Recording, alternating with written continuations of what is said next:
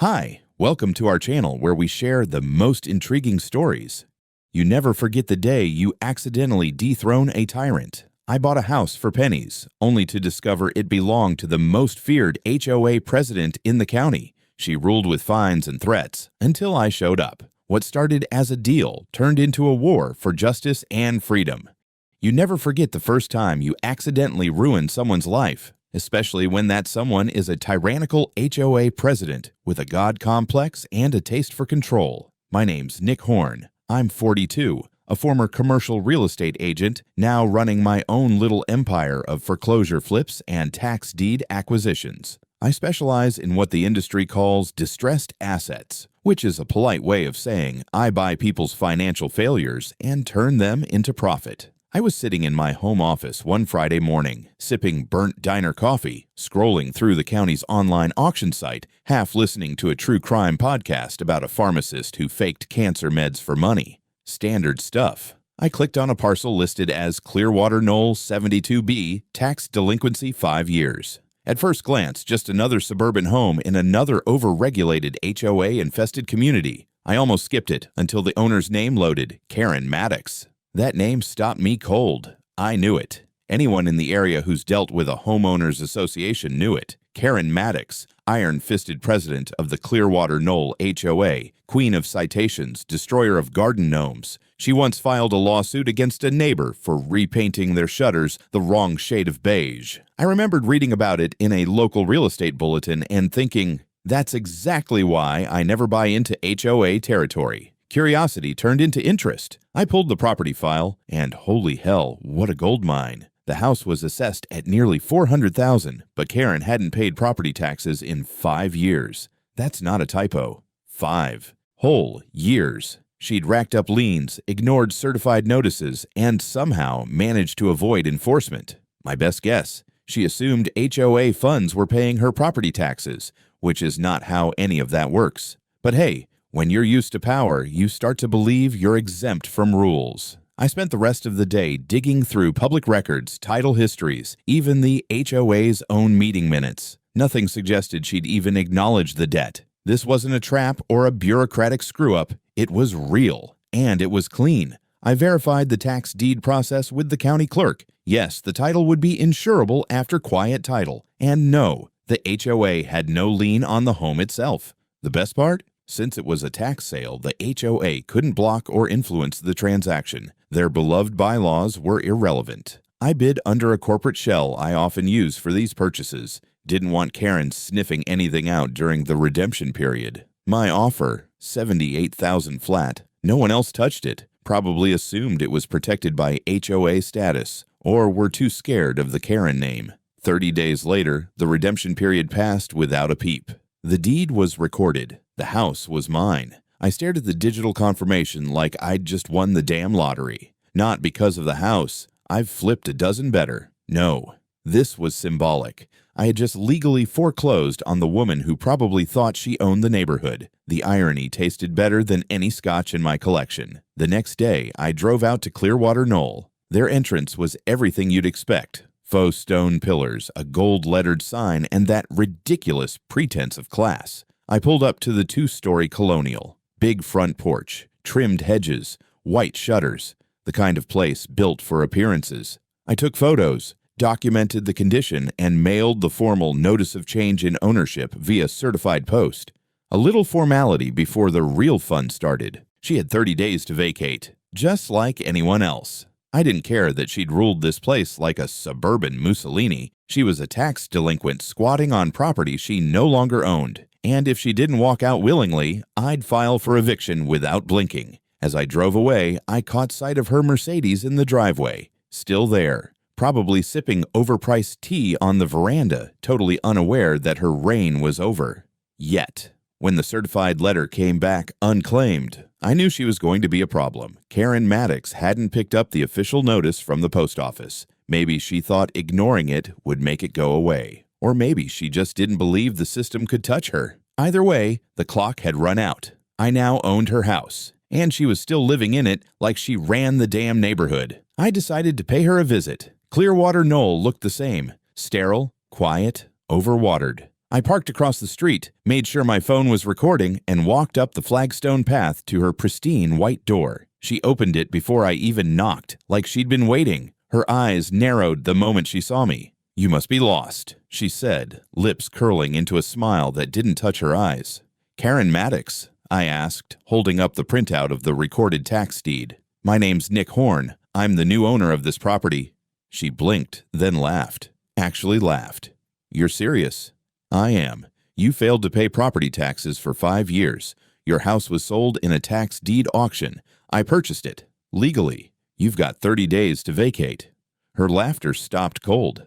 "That's impossible. There's no way this could have happened. The HOA pays all essential property fees." "No, it doesn't," I said flatly. "The HOA can't pay your personal property taxes. That's on you. And now it's mine." She stepped onto the porch, folding her arms. "You think you can just come in here, wave some paper, and take my home? You don't know who you're dealing with. I'm the president of Clearwater Knoll." I smiled. "Oh, I know exactly who you are." That got under her skin. Her lips thinned, and I saw the mask start to crack. She thought her title gave her leverage. She thought I'd back down. "You won't last a week here," she said. "This is a private community. We have rules, regulations. You'll need board approval just to change a light fixture." "I don't need your approval for anything," I replied. "I own the house. You're trespassing." Her voice dropped to a cold murmur. "You'll never step foot inside. You may have won some auction, but this community won't accept you. I'll make sure of that." I left before I said something I'd regret, but as I walked back to my car, I already knew this wasn't going to be a simple eviction.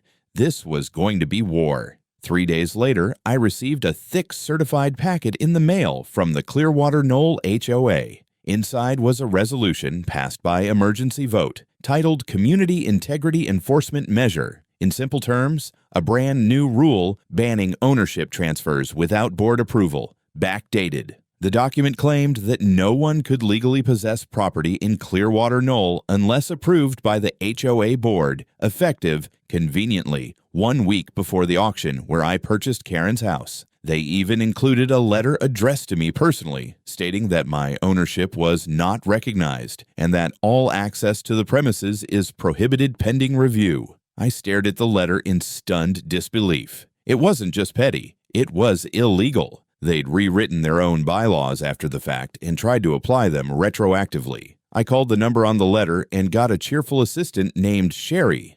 "Yes, Mr. Horn," she chirped. "We're aware of your situation. Ms. Maddox convened an emergency session, and the board voted to implement stricter ownership guidelines to protect the community." "Stricter," I repeated. "You mean illegal. You can't backdate HOA rules to block a state-recognized property transfer." "I'm just relaying information," she replied quickly. "But I'd advise against entering the property. The board considers it unauthorized access." That night, my security company pinged my phone. Motion detected at the Clearwater Knoll address. I pulled up the footage. Karen was in the front yard with a local locksmith, replacing the locks on a house I legally owned. A neighborhood patrol officer, private security hired by the HOA, stood nearby, arms crossed, watching like he was protecting a crime scene. The message was clear. I could own the house on paper, but I wouldn't be allowed to claim it without a fight. They thought they could bluff me into submission. They didn't know I'd already won battles worse than this. And I was just getting started. You don't pick a fight with someone like me and expect silence. The morning after Karen changed the locks, I filed the eviction case. Clean, direct, by the book. Unlawful detainer against a non-owner occupant. I submitted the deed, the tax certificate, the redemption lapse confirmation, and let the court do what courts do best, recognize the obvious. But that was just the start. Karen wasn't just some entitled homeowner.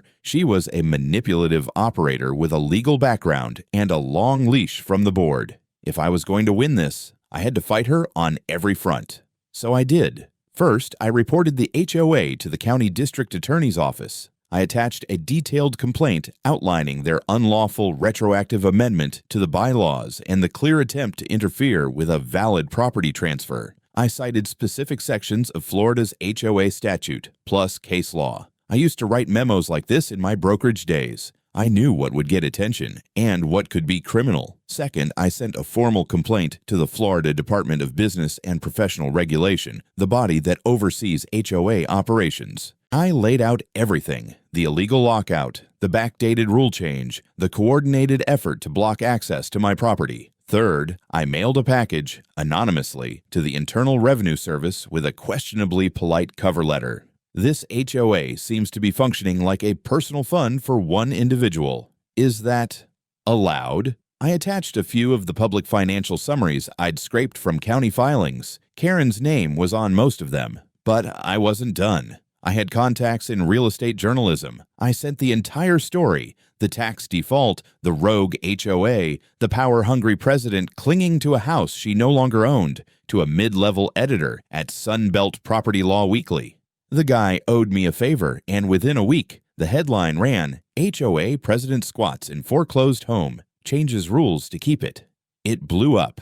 Not viral, but enough that local investor circles noticed. The article made the rounds on a few finance forums and LinkedIn groups. Comments ranged from "this guy's a legend" to "how is this even legal?" Some mentioned having their own horror stories with HOAs. Others started asking for copies of the documents I'd cited. A week later, I got an email from a stranger. No name, no subject, just one line: "Check the 2019 HOA audit. It's missing pages." Attached was a heavily redacted financial report I hadn't seen before, and it was off. Numbers didn't match prior summaries. Some signatures were cropped out. There were handwritten edits where there should have been notarized approval lines. It was starting to unravel. While the eviction case crawled through the court system, thanks to Karen filing a motion to delay on the basis of community destabilization, I decided to escalate in person. I walked into the HOA office during posted hours and requested the full 5-year financial history, citing Florida's open records requirement for association members. Technically, I was one now,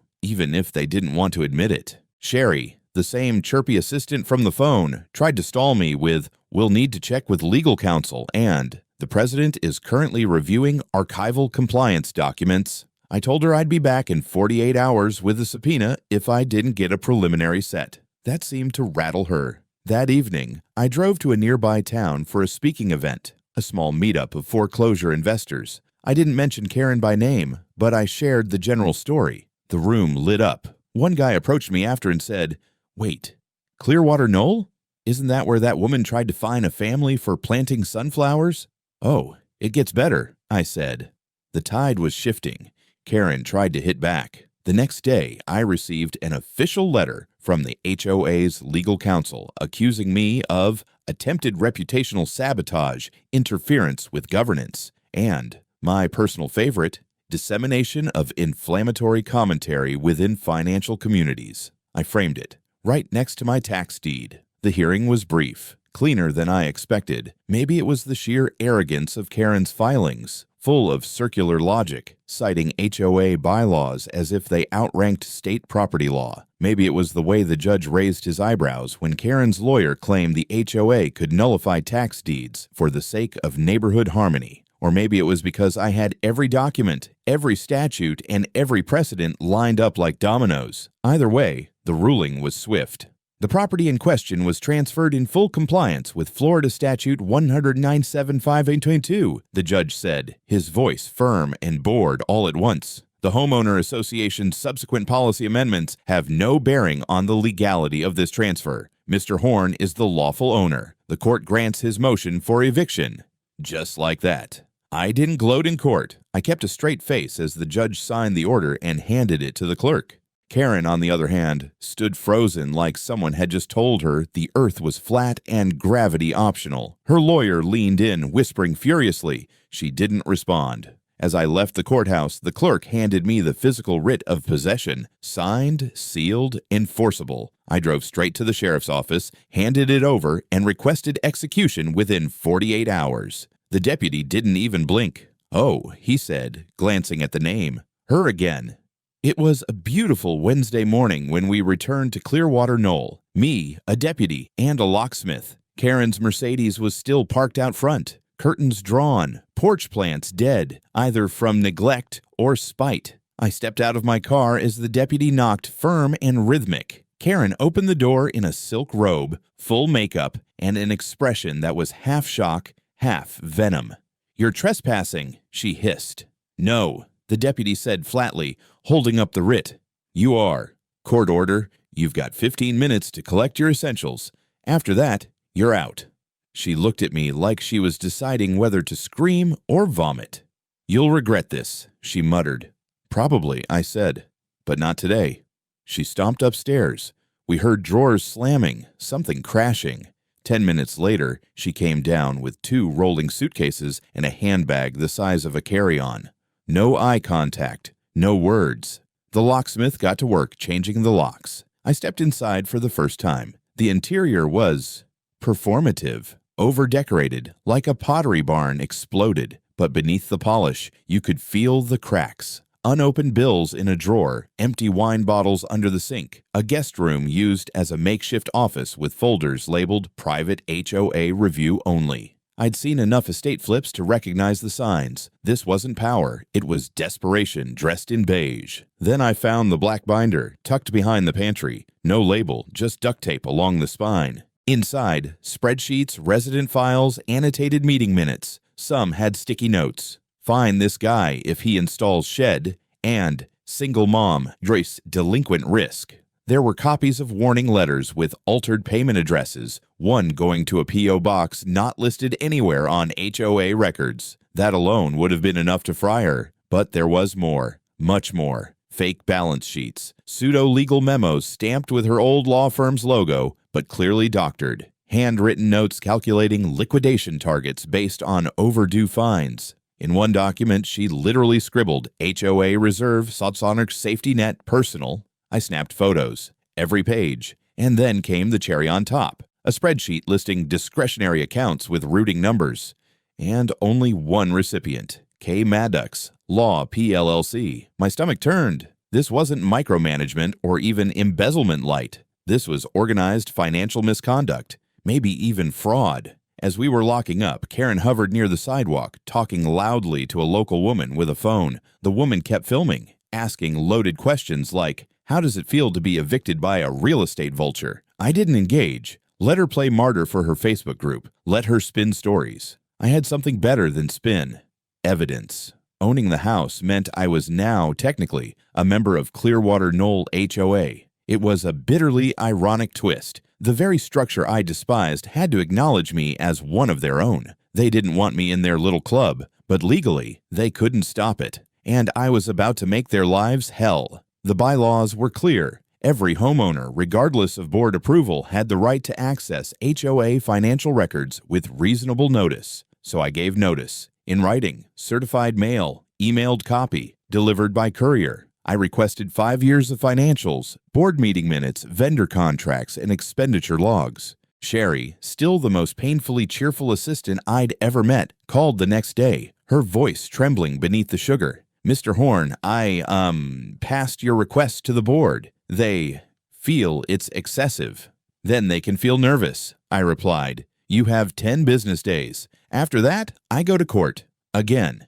10 days later, a package arrived. Heavy, messy, half-printed PDFs, handwritten ledgers, and 2 flash drives labeled review copy. It smelled of panic and toner. I spent the next 72 hours tearing through it like a forensic accountant on meth. What I found made the binder look like amateur hour. The HOA had spent over $140,000 in the past 3 years on administrative consulting, all billed to a company called KM Advisory Group, LLC. The address? A UPS store in Tampa. The bank account? Matched one of the numbers I'd found in Karen's binder. There were landscaping contracts triple the market rate, awarded to a vendor with no license, and who, surprise, shared a surname with Karen's ex-husband. One invoice simply read, "Community Harmony Fund, discretionary dispersal, $8,700. No explanation, no receipts. The 2022 year-end report had photocopied signatures for 3 board members.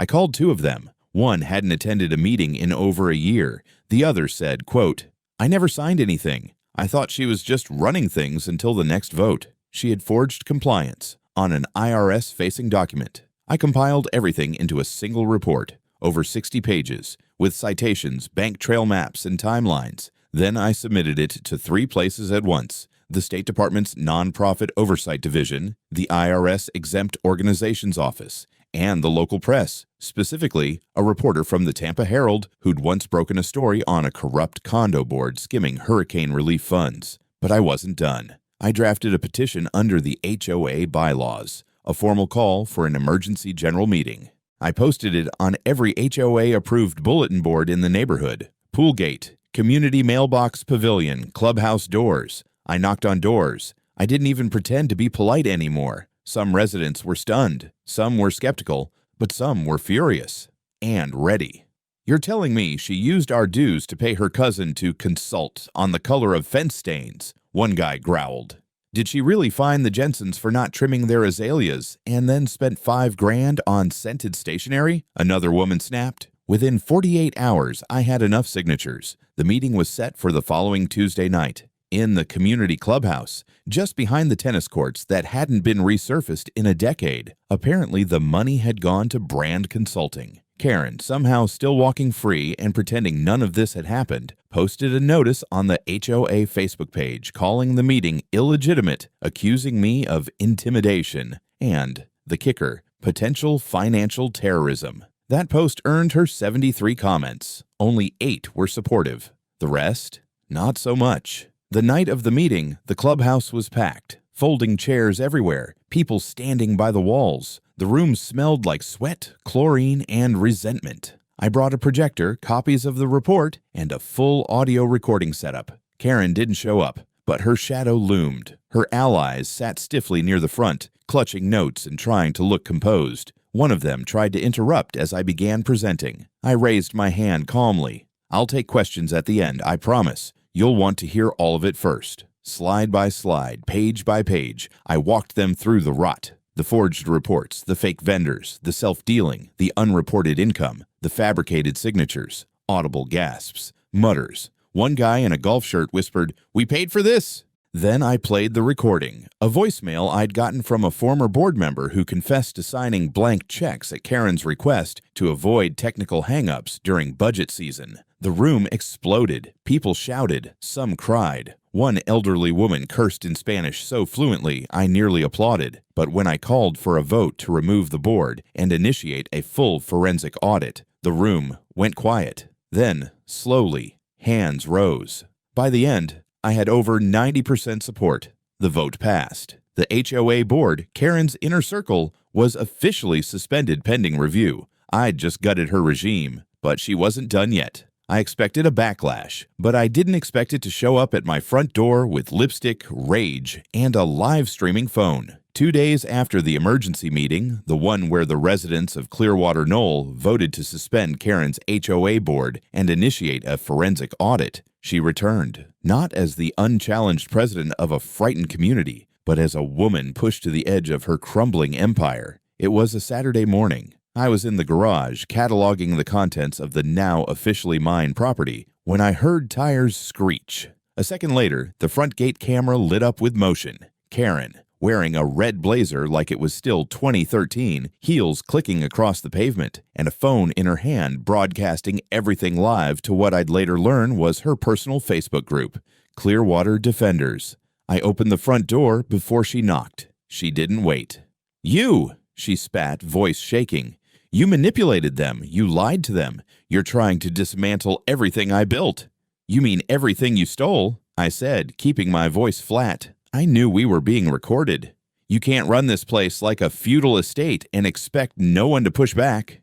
"You don't belong here," she shouted, stepping closer. "You're a parasite, a predator. You've poisoned these people." Behind her, a few residents stood on sidewalks watching. A woman walking her dog paused. A teenage boy pulled out his phone. "This is my neighborhood," Karen screamed. "And now it's theirs," I replied. "You just ran it into the ground long enough for them to see you for what you are." She lunged. Quick, unexpected. One moment she was yelling, the next her nails were in my collar and her phone hit the porch tiles with a crack. I stepped back instinctively, catching her wrists before she could do more than tear a button from my shirt. "Get your hands off me," she screeched, struggling. I let go. She stumbled back, panting, mascara streaked under one eye. Her phone, still recording miraculously, captured every second. The sheriff's cruiser arrived 7 minutes later. Not the first time a patrol car had visited this address, but probably the most dramatic. I stayed calm. I had no reason not to. Karen, on the other hand, tried to spin. She claimed I'd assaulted her, that I'd ambushed her on public HOA property. The deputy asked for video. I provided the security footage and suggested he retrieve her Facebook live stream before she deleted it. He did. The moment she threw herself at me, crystal clear. The audio,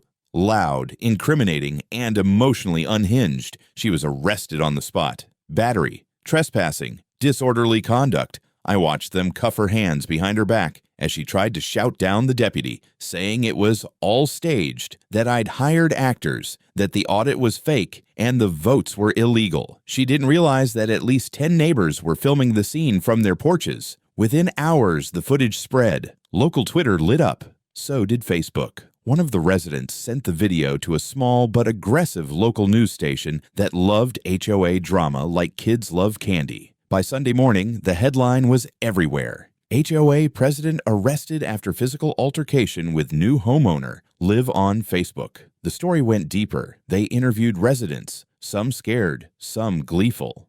They dug into Karen's law license, suspended, into her vendor connections, conflicted, into her political donations, questionable. By Monday, her face was on the front page of the county newspaper, underneath the headline, Fall from Grace. Clearwater HOA president faces fraud allegations, assault charges. But it wasn't just about optics anymore. Her arrest triggered mandatory state-level audits into HOA activities. The Department of Business and Professional Regulation opened a file. The IRS requested clarification on multiple years of HOA tax filings. Vendors started lawyering up. One board member fled the state. Another turned state's witness. The clubhouse was padlocked pending investigation. The board's funds were frozen. And, through it all, I just watched. Karen tried to post bail that night. She was denied. Her lawyer had to file an emergency motion the next morning, but the judge wasn't impressed. This isn't just a personality dispute, he said. This is institutional misconduct with violent escalation.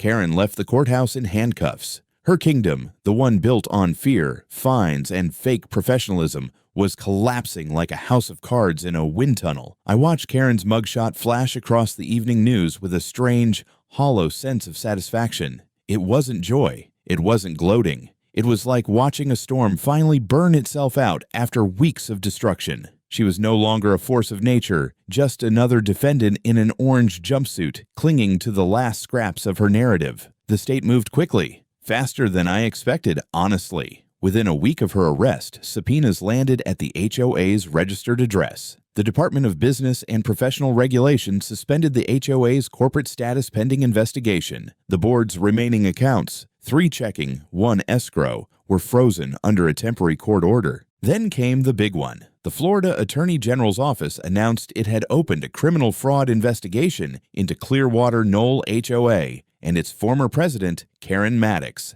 That triggered a cascade. Vendors started speaking. A former landscaping contractor turned over emails showing price inflation and reimbursement agreements. One of the board's past treasurers, a quiet man named Harold who'd resigned for health reasons, gave a full deposition to the state, complete with login credentials to Karen's old accounting software. And then came the real gold. One of the residents, a retired IRS compliance officer named Sandra, volunteered to assist the audit team. I couldn't have scripted it better. Between the forensic audit and the resident testimonies, the picture that emerged was staggering. Over $200,000 in improperly diverted funds, kickback arrangements disguised as consulting fees, forged signatures on 6 years' worth of board documents, tax filings that omitted entire classes of income. Karen, through her attorney, tried to claim it was an accounting misunderstanding. That lasted all of 2 days, until the prosecutor played recordings of her threatening residents with fines if they questioned invoices, and one call where she outright said, "They'll never catch it. Nobody reads these damn things." They caught it. The grand jury handed down a multi-count indictment: wire fraud, mail fraud, obstruction of justice, embezzlement from a nonprofit, and tax evasion. 5 charges carried federal weight. The rest were state level. Her total potential exposure, over 30 years in prison. But the prosecution wasn't interested in 30. They wanted a clean conviction and restitution. Karen's legal team tried to play hardball. They demanded immunity for 2 former board members, limits on asset seizure, and a reduced sentence. The DA gave them a simple choice: full confession, restitution, and 9 years in prison, or face trial on all counts. She blinked. The plea hearing was surreal. Karen stood in court, back stiff, voice low, reading her confession like it was someone else's obituary. She admitted to diverting funds, to forging signatures, to misleading the board, the homeowners, and multiple regulatory bodies. Her voice cracked when she said, "I thought I could manage it. I didn't mean to harm anyone." The judge wasn't moved. He handed down the full 9-year sentence, plus a $250,000 restitution order, half to the HOA trust, half to the IRS. She was taken into custody on the spot. No bail, no delay. The courtroom was silent. Outside, news crews buzzed like flies around a carcass. I didn't speak to them. I didn't need to. The paperwork did that for me, but I did stop to shake Sandra's hand. "You didn't just help audit a corrupt HOA," I told her. "You helped tear it down." By the end of the month, the court-appointed receiver issued a formal recommendation. Clearwater Knoll HOA was to be dissolved permanently. Its assets, including common areas, residual funds, and maintenance reserves, were to be distributed among the homeowners, prorated by dues paid. Each resident received a letter. Some cried when they read it. I sold Karen's house 2 weeks later. Market price, $460,000. It sold fast. People love a good scandal, even if they have to live in its aftermath. I donated a chunk of the profit, nearly $100 grand, to start a nonprofit called Homeowners Freedom Foundation. Its goal, to support legal defenses against overreaching HOAs and fund legislative reforms. I never thought I'd go from flipping houses to fighting civil abuse. But then again, I never thought someone would try to rewrite reality just to stay queen of a cul-de-sac. It had been nearly a year since the courthouse lights dimmed on Karen Maddox's trial. Seasons had turned. The headlines faded. The HOA was officially gone. Not restructured, not under review, but liquidated. The legal carcass of Clearwater Knoll dissolved into the bureaucracy from which it had once drawn its cruel authority. I didn't think about the place often, too much else on my plate. I'd expanded operations, picked up a few tax deeds across the state, ran workshops for other investors, even appeared in a finance podcast or 2. The Homeowners Freedom Foundation had quietly started getting emails from people in Georgia, Texas, even California, folks stuck in similar nightmares looking for a blueprint to fight back. But something pulled me back that afternoon. It was a Tuesday. Quiet, bright sky. I didn't tell anyone I was going. Just got in the car and drove. Clearwater Knoll didn't look the same. The ornate signs had been removed, replaced with a simple green street marker. No more gated security shack. It had been torn down. The fancy iron entrance arch, scrapped. What remained was a normal sunlit suburban street like any other, stripped of its pretense. Karen's former lot sat silent, unrecognizable. The 2-story colonial was gone, demolished, clean. In its place stood a modest 1-story ranch-style house with wide steps, no fence, and a porch swing. No cameras, no ridiculous shrubbery trimmed like military formations. A man in his late 40s was standing by the driveway, hammering something into the ground. I parked across the street, walked over. "Afternoon," I said. He looked up, wary, then curious. "Hey, can I help you? I used to own the place. Briefly, just passing through." He smiled, relaxed. "You the guy who cleaned house around here?" I chuckled. "Depends on who you ask." He stepped aside so I could see the sign he'd just posted near the mailbox. Simple wood plank, hand-carved letters. No HOA. Free people live here. I stared at it longer than I meant to. "Built this myself," he said, pride in his voice. "Didn't want anything fancy. Just peace." "You got it," I said, meaning it. He nodded. "You ever need a beer, stop by. No permits required." I smiled, turned back toward my car. The air was warm, quiet. No clipboard patrols, no letters taped to garage doors about trash bins being visible. Just a man, his home, and a hand-carved message. As I drove off, I looked once in the rearview mirror. The sign swayed slightly in the breeze, catching the sunlight like a signal fire. Some fights aren't about property or policy. They're about dignity. And some victories don't need applause. Just a patch of land, finally free.